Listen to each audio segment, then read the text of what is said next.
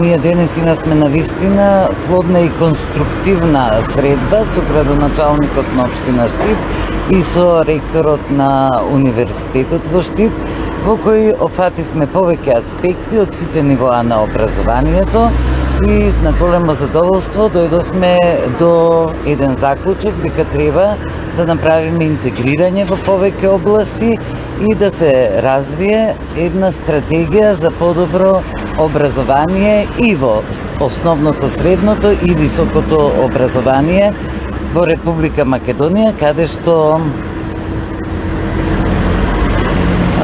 се извинувам, во Република Северна Македонија, каде што очекуваме подобрување на севкупниот квалитет во образованието. Она што се случи мојата пауза во мојот говор само е одраз